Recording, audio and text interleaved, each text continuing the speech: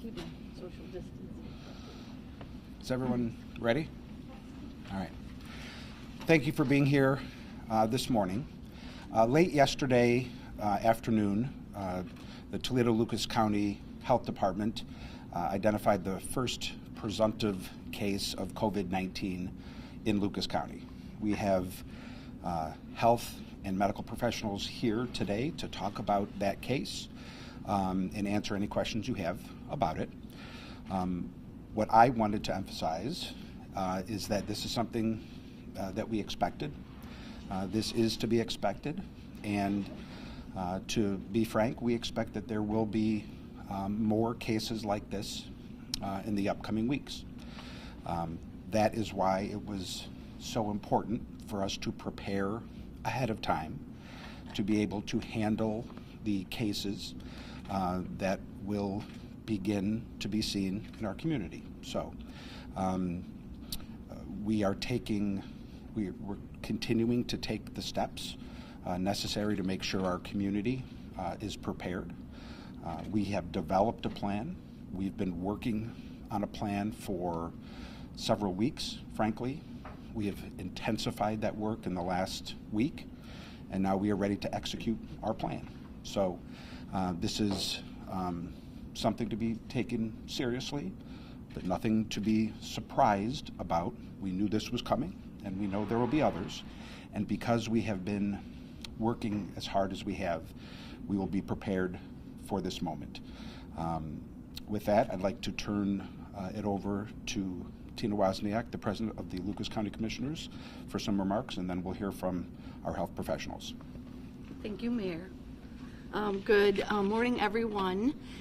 We have been being prepared for this very moment. We're asking everyone to remember the key components, which are to prepare and to take the steps available to you to help both yourself and your loved ones use those skills that you have learned about, such as hand washing and all the other important pieces of social distancing to be prepared as we move forward. The steps we take today will be so valuable as we prevent those cases we may learn about today or tomorrow or the weeks ahead. We're going to hear from our health professionals now, which is really, really the key reason that we meet again today. I want everyone to rest assured that the city and the county are continuing to value and plan to have a coordinated effort around this coronavirus for our region. We are working around the clock and will continue to do everything we can to have a healthy community. Thank you. I'm going to turn it over to Eric Jagodzinski, our director of our health department, and the other health professionals that will tell you about the current situation in our area. Thank you. Thank you, Commissioner. My name is Eric Jagodzinski. I am the Health Commissioner for the Toledo-Lucas County Health Department. I think before we get started really getting into the issues at hand, I really want to make sure that the community understands that we still are looking to make sure our hands are washed, our hands are washed, our hands are washed for 20 seconds or more with soapy water. If that's unavailable, please use that hand sanitizer. Make sure you're washing your hands. Avoid touching your eyes, your nose, your mouth with unwashed hands. That's important. Avoid contact with sick people. This is really going to be important here in the near future now that we know that we have the case. Stay home while you're sick, except to visit a healthcare professional. Avoid close contact with others. Or if you have to venture out to go to the grocery store and things of that nature, yes, that is acceptable. Please do that.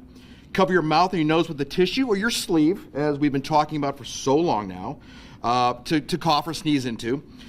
This is really important too. Please get adequate sleep and eat well-balanced meals to ensure a healthy immune system. Again, we've talked about that a number of times, but these are all things that we want to come back to make sure our community is doing. I want to talk a little bit about that social distancing again. We are looking for that 6-foot separation. So if you're washing your hands and you have that 6-foot separation, you're less likely to come down with coronavirus. We are confirming today as we've been saying, that Lucas County has had a positive case, their first positive case of COVID-19. To the best of our knowledge, it right now is an international travel-related case. Please, please, please, as I just stated, it is the first case, and we are expecting more. It won't be the last. This individual is a man in his 70s who's traveled to Europe at the end of February and is unstable in the hospital. The individual has limited contact with the community upon return from his travels. The reason we know this information is because of the investigation process that we go through, and it is extensive and relatively complex. But I'm going to introduce Lauren Wagoner, our epidemiologist at the health department, to kind of boil this down so the community can understand what we need to go through to actually follow up on any of these cases that we're going to come in contact with in the future. Lauren Wagoner. Thank you, Eric. Hi, I'm Lauren Wagoner. I'm an epidemiologist for the Toledo-Lucas County Health Department. I would like to take a minute to walk you through the COVID-19 case process. I'm going to refer to this chart here on my left. So what do? Let's start with, do you meet criteria? If you have symptoms including fever, dry cough, or shortness of breath following contact with a confirmed COVID-19 patient, if you have symptoms including fever, dry cough, or shortness of breath following international travel to an infected area. If yes, please call the 24/7 nurse hotline. Those numbers can be seen here on the podium. If those next steps include testing, you will get tested. It will be sent to a lab, and your results will be delivered to you. If those are positive results, we will begin contact investigation. The local health department does this contact investigation to identify potential spread in our community. Depending on an individual's level of exposure, they will be placed in the following risk categories: high and medium risk. These people had the most contact with the infected individual. They should self-quarantine for 14 days. Low risk. These people had minimal contact with the infected individual. They should monitor their symptoms for 14 days. I would like to now introduce the Toledo-Lucas County Health Department's physician liaison, Dr. Jay Smith. Thank you. Good morning, everyone. As Lauren said, my name is Dr. Jay Smith, and I'm a physician liaison for the Toledo-Lucas County Health Department. A couple things I want everyone to keep in mind this morning.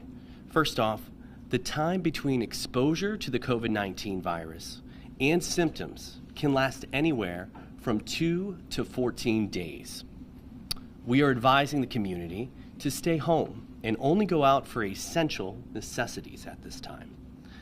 COVID-19 symptoms include a fever, and that's a temperature greater than 100.4 degrees Fahrenheit, shortness of breath, and a dry cough. To be safe, we are asking exposed people to stay away from others for 14 days. This is particularly important for our vulnerable population. Vulnerable populations are those that are 60 and older with underlying conditions such as lung disease, diabetes, or heart disease. For these patients are at a greater risk to acquire the disease and should be overly cautious at this time. Why we ask everyone for an elevated level of concern is that even if you may not be experiencing any signs or symptoms of COVID-19, you are still at risk for infecting those you may come in contact with, including your loved ones and your community. If you think you may have symptoms, please contact the Lucas County Community COVID-19 call-in numbers, which again are listed on the front of this podium. I'm going to hand the podium back to Eric for our wrap-up. Thank you, Doctor. I really want to make some closing remarks here. I want to go back to the gatherings. Please, those non-essential gatherings, we would really like you to limit those. It's really important for the health and well-being of this community and for our healthcare system to be able to actually handle this crisis over the next several weeks. So again, please limit those gatherings as much as possible. I really think that what we need to do is take a deep breath and understand that we're going to get through this. We need to take care of ourselves and one another. That is so extremely important. As you can see, we're working as a team. Elected officials, first responders, hospitals, the media. Everybody's working together to make sure that we get through this process and actually come on the other side better than we were today. Today's press conference is a special situation, please. I want you to understand that. Because this is our first case, we decided that we need to release this and talk to you as early as we possibly could. We had to do some things behind the scenes with the epidemiologist and other individuals. But going forward, Lucas County's new cases will be included in the governor's 2 o'clock daily update. The reason for this is because we want to make sure that we have the accurate statewide information. But again, because this was the first, we wanted to make sure that we got it out to you as soon as we could. But from now on, please, we're going to follow what the state is doing relative to releasing the numbers because we don't want to be inaccurate about what we're telling you. So again, locally, we'll be available at the Media Joint Information Center daily at 4 to answer any questions. Please, please, please stay abreast, if you would, on some of those press releases, because if we really don't have anything, we don't want to waste any valuable time coming together and not having an update for you. But again, we will give you as much information as possible. You need to know, please, we are working hard behind the scenes and that we are going to respond accurately, quickly, and appropriately for any of these issues. We will also be able to hopefully announce here soon some additional testing availabilities. So please pay attention to the media and to the experts who are going to be coming forth and talking about that here soon. So with that said, I'd like to open that up for questions. When did this individual return from Europe and when was he tested? Lauren?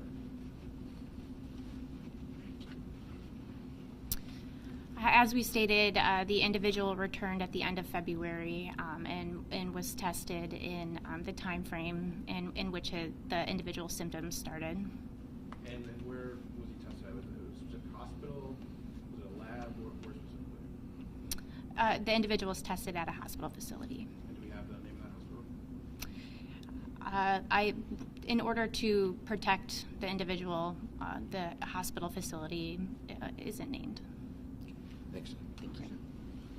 What else? Yes, please. Do we have an approximate number of tests that have been given out in Lucas County at all? Right now, I think I heard this morning we're working on 3 additional tests. There's been a number of tests, but of course we know that that testing is very structured, as Lauren just kind of said. So we don't have the test I think we'd like to have, but again, we're testing as many people as needed.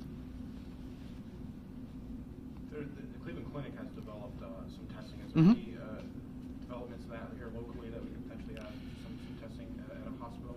Again, we're looking at every possibility for testing. If you've heard the recent news about some other labs that are coming online, Roche and some of those other ones, we're going to be able to have additional testing here real soon. Will the people that were in contact with that person, will they be notified? Again, that's what Lauren does. That's what we do every day when we have disease outbreaks. Nothing quite like what we're going to have here in the future, but we're going to be able to contact individuals as we get those contacts from the family or whoever else we might be able to talk to. How long does the testing that you guys are performing or the state's performing take? We're looking at 72-hour return time. Again, don't want to get too much in the details, but if we look at a 72-hour turnaround time, I think we're okay. Is there a number as far as total tests here in Lucas County? I don't have that at the top of my head, so we can get that for you. Do we know if this individual has been in contact with us? I know he's an elderly man. Mm-hmm. Yes, do we have family? Yeah. In contact with? I'll give you a little bit of background. Again, I don't want to get too much into HIPAA, things of that nature. He does have a significant other, and so we know that. So now what we're doing is Lauren and the team back at the health department is looking to see who else they might be in contact with. This individual was a 71-year-old, so we know some things that we're going to work from to make sure that we can follow up and the community is as best protected as possible. So I understand that you guys have kind of been preparing for this to happen. How quickly do you expect this to expand? I know that we're trying to expand, lessen everything. Yeah. How quickly do you expect to see more cases like that? More cases? People keep on asking me that. I wish I had that crystal ball where I can see, next week we're going to have X or next week we're going to have X. It's just really hard. I mean, this is a travel, as we can find out right now, it's a travel, figure that out. So it's not community spread, but what's going to happen in the near future, we really can't tell. All I can tell you is we will have cases. What that number will be dependent on what we do as a community. that social distancing, the washing hands, not going out to parties and things of that nature unless we absolutely have to. So again, that's really important. Do things change when it becomes community spread, I guess? I think they change for our psyche. I think that's what it is. Right now, we're operating the same way as we would with community spread. And we're going to follow up. We're going to do the things. Again, I want to stress, the number of cases will depend on us in this community and in this state. And you heard that from the governor. You heard that from Amy Acton, marvelous individual, who is really trying to tell us you need to do these things so we don't have those increased cases. The less cases we have, the less sick people we have in our community, the less death we have of those individuals, immunocompromised. But I want to stress this, and I don't think we as younger or older individuals understand, when we stress our healthcare system, that means we can't respond to heart attacks, car crashes, things of that nature. We use up those resources. This is what we're trying to stop. We want to make sure that we can respond to, your dad or your mom having a traumatic issue, having a heart attack, being able to get in and be seen and be saved. That's what we're trying to stress here. So again, we don't want to stress out the healthcare system by having a lot of COVID patients. Are there any plans to send individuals who do test positive to like a specific hospital? Or? That's a great.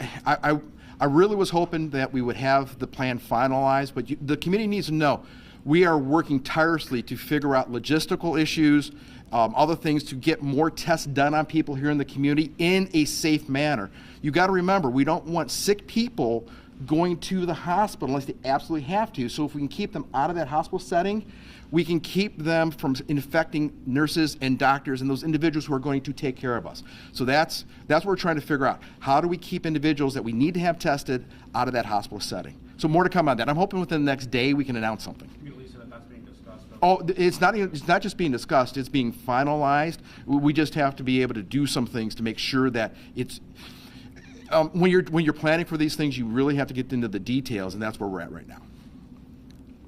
We have time for about 2 more questions if anyone else has anything. I have 2 for the mayor. There's talk about Tuesday and voting. Has there been any changes or thought of any changes? There's been discussion about it, but 3 times in the last 4 days, the governor has reemphasized that the election is happening and can happen under the parameters of how many things in our life will happen going forward. Responsible, reasonable things that can be done with common sense cautions being applied. So what do I mean? I voted yesterday. There will be early voting today. The election will take place on Tuesday. Be smart. There's hand sanitizer in there. There was some social spacing as people waited in the lines.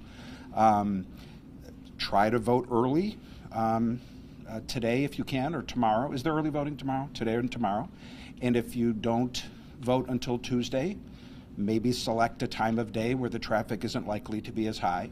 So yes, the election is happening, but I think this is an opportunity for a larger point. There are going to be things that we have to do, should do, ought to do, that we're going to have to continue doing over these next weeks, maybe months. We can't stop living our lives, and voting is a core part of being an American. That's something we should do. The point is we're going to have to be doing these things differently, and we're just going to have to take precautions, and I can tell you, having seen it yesterday, there are some precautions in there, and we'll move forward. So yes, the election's happening, but on a larger level, we have to live our lives, and we have to continue to live our lives. We just have to do it with an abundance of caution and just understand that we're entering a different period here for the next couple weeks, and we can get through it, and we will. So yes, please vote Tuesday. I would argue that given what is happening right now, it's more important than ever to vote. It's a reminder of who we are as a people. And it's the sort of thing we can do. We just have to do it, with a little bit of an eye toward caution. There's been some pictures sent to our newsroom of price gouging. Any reports to your office of price gouging? None specifically yet, though I can say we are setting up systems within our office to make sure that businesses have the most updated information on how to deal with what's happening here. We have a conference call tomorrow at 3 o'clock, for instance, with primarily restaurant owners, but other small businesses talking through accommodations we can help them make. I think there is a likelihood that there will be emergency funds released either by the state or federal government to make up for some of the hardships they will face. We're going to talk our way through that. I think you can anticipate an announcement tomorrow about some of the things that we are doing to make sure that children whose only nutritious meal typically would happen at school and now for the next several weeks won't have access to that meal. I think you're going to see an announcement at the United Way about things that we are doing to, to make sure that those basic needs are met. So, the work of government continues, the work of society continues. We know that there's not just an aspect for all of us as citizens, but unique needs that children, seniors, businesses may have, and we are working through that. I have I'll be on the phone today with the governor again at 1 o'clock, and we are in pretty constant contact, and we're working together. And again, this is something that will require some sacrifices for all of us over the next several weeks and maybe months, but that's okay. We can get through this. We've been, not often, but we've been down this road as a community before, and we will come out on the other side stronger. We expected to be where we are. We know there will be more cases like this, and we just have to keep our head about us and be smart and get through it, and we will. You mentioned the governor, and he was on a national talk show saying that schools could be closed for the year. Have you had any conversation with him about that? I anticipate that'll be part of what he updates us on at 1 o'clock. I think the information that he has provided us indicates that this is something that the reality we have entered into is a reality that will be with us for the next several weeks, maybe even months, 2 months or so. I don't think anyone knows, but I think the expectation is that this is something that could be an 8-week thing, maybe 10 weeks. Simple math will tell you that starts pushing us to the end of the school year. We're gonna take this a day at a time and react to information as it comes, but we'll be ready. We'll be ready. All right, thank you. All right, thanks, everyone. Thank you, everybody. Appreciate it.